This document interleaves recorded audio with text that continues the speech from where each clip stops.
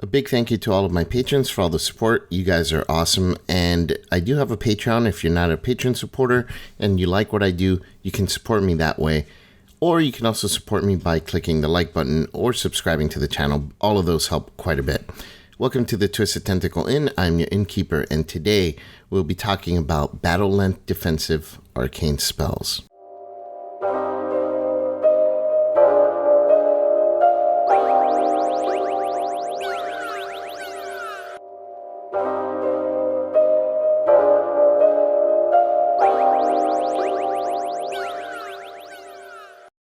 Wizards and sorcerers have the lowest hit die of all the classes in the game. They also don't get armor proficiency, so that's a double whammy of low defenses for the arcane spellcasters. This means that defensive spells are an important part of their repertoire, but even third and half casters like the Eldritch Knight and the Artificer may want to consider taking one of these spells to further boost their defenses.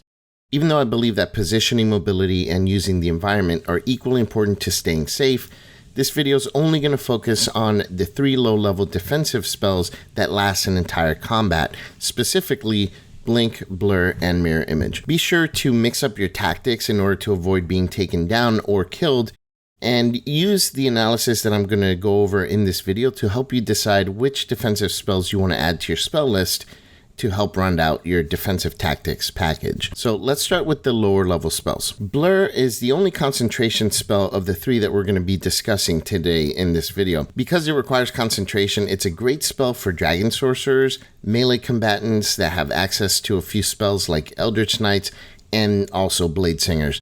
This spell grants disadvantage to an attack roll made to try and hit you, which is good if your armor class is at least decent. If you tend to draw the attention of enemies or want to be in the front lines, you're going to get a lot more mileage out of this than other classes that stay in the rear. The great aspects of this spell are that it protects you against all attacks made in the round and potentially can cause some of those to miss. And a miss attack deals 0 damage generally, so that's actually really potent. This spell is at least as efficient as casting Shield every round. Only you don't have to use multiple spell slots when you use this spell because you're going to be concentrating on it for up to a minute. And if you really want to avoid getting hit, this also is going to stack with Shield, so you can cast Shield while you're concentrating on this to really boost that armor class. I don't recommend that you overdo it.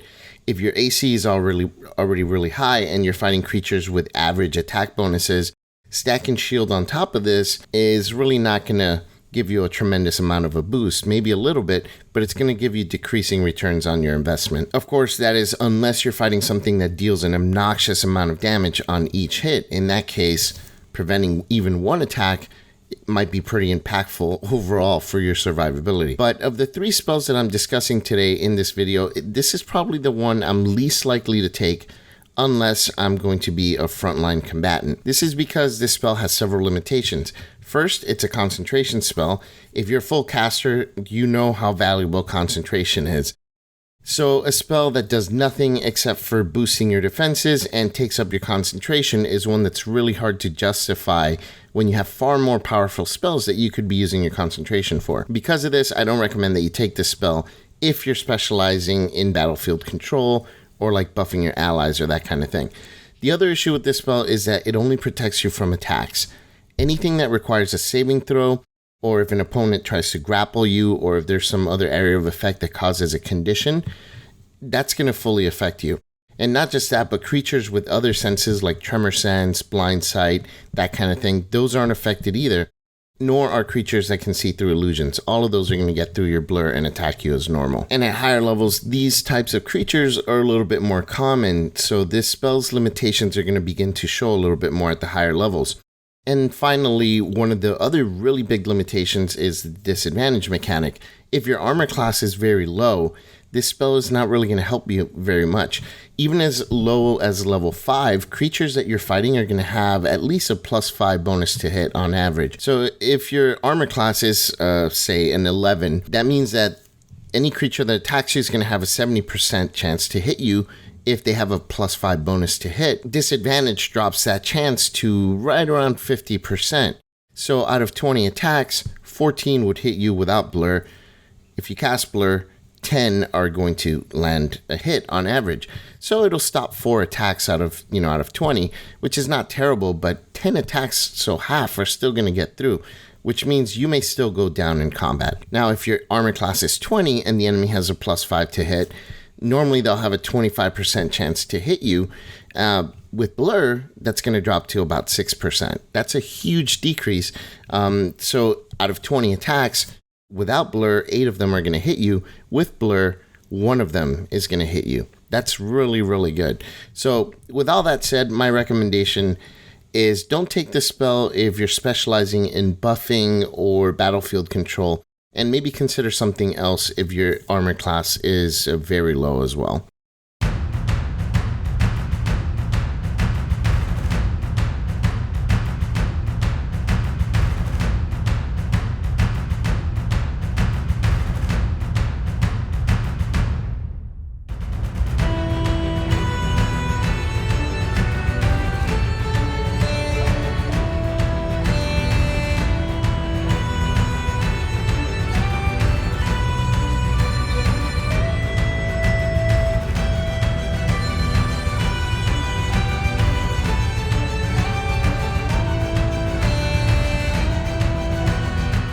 Next up is Mirror Image. This one's an excellent defensive spell that can keep you alive more often than you can normally anticipate. The fact that it can protect you regardless of the amount of damage that the attacker deals is great at pretty much any level, and you don't even need to upcast it, to be honest. It's ideal for casters who'd rather use their concentration for other powerful spells instead of defenses, since this spell doesn't require concentration. It's also great for casters with a low armor class. The trigger kicks in based on a die roll that's random, and it's completely unaffected by your armor class. If you drop to 0 hit points, you may be able to prevent attacks against you that may quickly kill your character, since this spell is not going to end when you're incapacitated. So it's still going to be running, and there's still a chance if a creature is attacking you while you reach 0 hit points that they hit one of your illusions, one of your mirror images, and don't force you to automatically fail to death saves. And just like Blur, this one is a second level spell, which means that you have more resources to cast it if needed. Second level spells aren't an expensive resource. Unless you're like level 3 or level 4, then second level is your highest castable spell. So those 2 levels, it's a little bit more expensive, but it becomes an abundant resource once you reach the higher levels. And you even have the option to use a higher level spell slot if you really needed it. And this spell also works with shield just like Blur, so that can save you if an attack happens to bypass one of your images, or if you roll the die and they still attack you. Now, all that said, it's not perfect. It's similar to Blur in that it doesn't protect against creatures with blind sight, tremor sense, and all that, or creatures that can see through illusions. But it's like Blur in that it doesn't protect you from grappling, area of effect, damage, and area of effect, debuffs and such. And it also doesn't help you against saving throw spells. But unlike Blur, which will work against an unlimited number of attacks as long as your concentration is maintained, this spell is only ever going to protect you from 3 attacks that would otherwise have hit you. It's okay at low levels, but at higher levels where most creatures have at least 2 or 3 attacks on average, and they begin to get special abilities that force saving throws, this spell becomes just a minor speed bump against things that are going to be trying to kill you.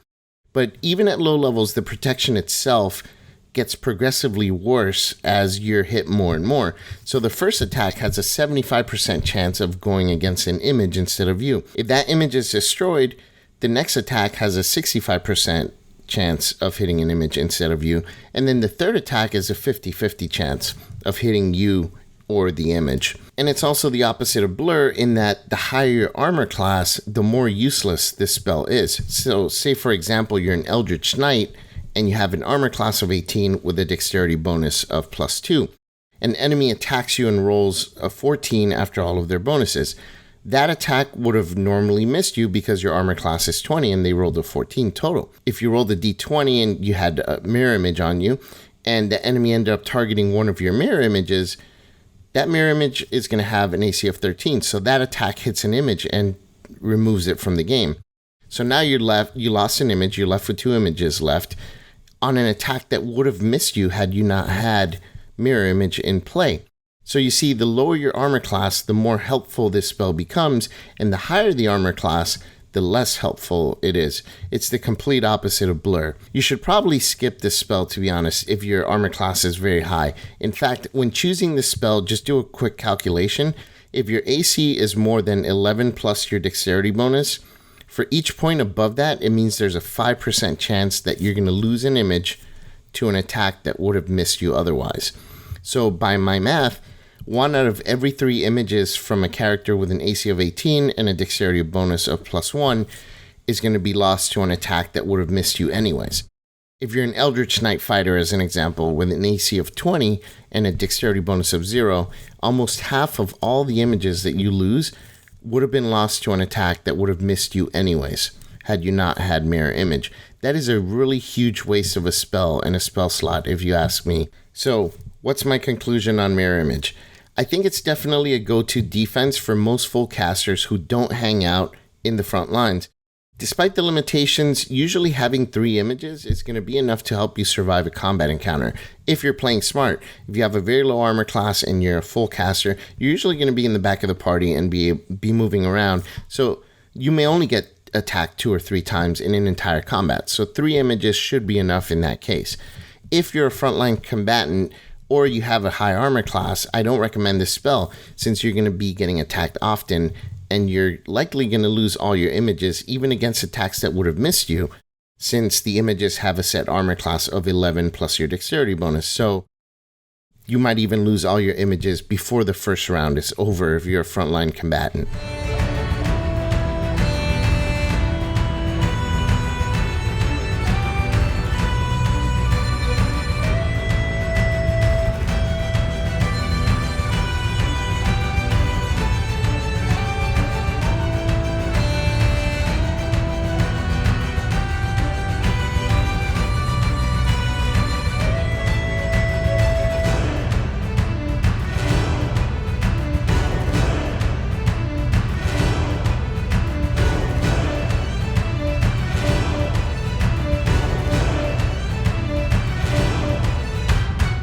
And finally, we have Blink, the only 3rd level spell that we're going to be discussing today. Blink was a spell that honestly I used to hate because I didn't really understand it. Every round, basically, there's a 50-50 chance that you pop out of the prime material plane into the ethereal plane until the start of your next turn. The random nature of this spell means that you can't control whether you're going to be protected on any particular round. This really sounds bad at first glance, and you might be thinking, like I did, why would anyone take this spell? Because it may never really trigger on a round where you need it. But over time, honestly, I've realized that it's actually much better than I had given it credit for initially. At lower levels, I think it's not as impactful, but as you get to higher levels where creatures deal massive damage with things like breath weapons, powerful area of effect spells, multiple attacks, getting a couple of rounds where none of it can affect you at all is very significant, even if it's random. If you're fighting a red dragon, let's say, and it breathes fire on your party for 63 points of damage, you're going to be taking 0 if you blinked away that round. That's really nothing to sneeze at. And it's great that this spell doesn't require concentration, just like Mirror Image. And unlike the other 2 that we talked about today, the spell can protect you from area of effect damage, as well as effects and spells that target a saving throw instead of your armor class. And also, let's not forget the secondary effect that basically allows you to reappear in a location within 10 feet and be able to move away, unharmed, is really something you probably shouldn't sleep on. That feature makes this spell a utility and exploration spell in addition to combat, which you can use to, say, escape a cell if you're trapped behind bars, or get over a small chasm or a pit because you're going to be actually teleporting in a way. Or you might even be able to use it to reach a height that you normally wouldn't be able to reach. In combat, the ability to appear in a different spot than the one that you're in is really invaluable. Mobility in combat is a great defense and tactical advantage and can help against grapples, swallow abilities like that of a purple worm, and web spells. So any of those things, if someone's trying to grapple you, you blink away and you're free. You don't even have to use an action for that. Purple worm swallows you, blink away. You're outside of the purple worm now and you won't be taking acid damage. all that kind of stuff. Now, of course, this spell isn't perfect either. The biggest drawback is the random nature of the protection that you get. You can't plan out which round that you're going to be blinking away and on which round nothing happens. This could leave you open and vulnerable to attacks, so definitely be careful. Plus, when you blink away, it takes you out of the combat until your next turn. This could really throw a wrench in your party's tactics and plans. For example, say if the cleric was going to cast aid on you and then the bard and the fighter, and then you blink away, now the cleric only has 2 targets that they were going to cast aid on, so either they're going to have to not cast aid on you or do something else this turn and then wait for you to blink back into existence, maybe next round, maybe in a few rounds, and then cast aid on you. So that's a big limitation. It's even worse if you're a frontline combatant. Mostly frontline combatants are there to hold off enemies from getting to the rear people, right? Well, if you're a frontline combatant and you blink away and you say you were surrounded by 3 orcs and you were trying to hold them off, now you've blinked away. So those orcs are going to run at your spellcasters and your squishy party members. So that's something that can be really bad. So it's something that you may want to think about if you wanted to take this spell and you're a frontline combatant. Another downside, of course, is that since it's 3rd level, it's a significantly more costly spell on your resources than Blur or Mirror Image. But I still think it's worth it, even though a 3rd level spell slot is something very valuable, even through the higher levels. It's still something I would consider using for a spell like Blink. Blink is a great defensive spell that only gets better as you go up in levels and you confront more powerful creatures. And the potential to avoid negative effects, damage, debuffs, and all that kind of stuff is something that really scales well as creatures get more powerful and deadly. And of course, the fact that you can double it as a utility spell just makes it all that more useful. Whether you took Blur or Mirror Image at lower levels, I think that Blink is worth considering for a replacement of either one of those as your low-level defensive spell that lasts an entire combat. Of course, unless you're a frontline fighter, then I probably don't recommend that you take Blink.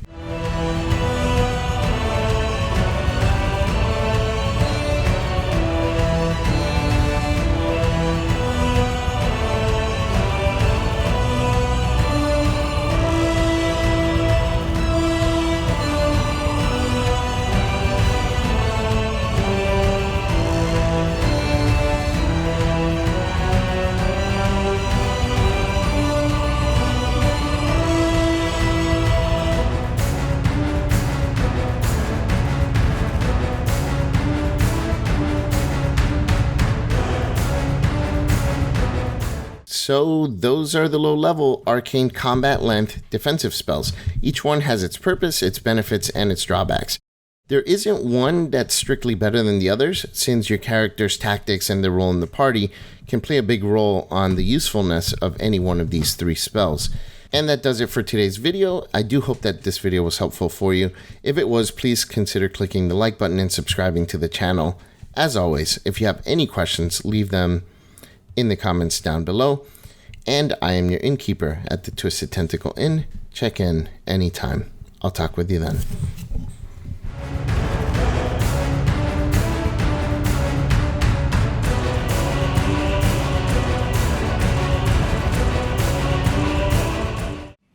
Oh, I see you've decided to come down to the Friday Night Terrors buffet. Just leave one of those sandwiches. I promise to save it for someone. This is that ice cold Michelle fight for that white gold. This one for them hood girls. This is for the whole party. Now let's not be gritty. Pass around the sandwiches. Yum. Stop eating it all.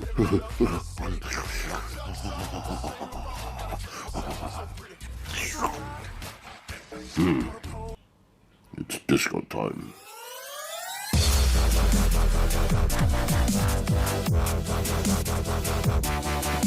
Wow, they really tore it up in there. Tore up some flesh, that is.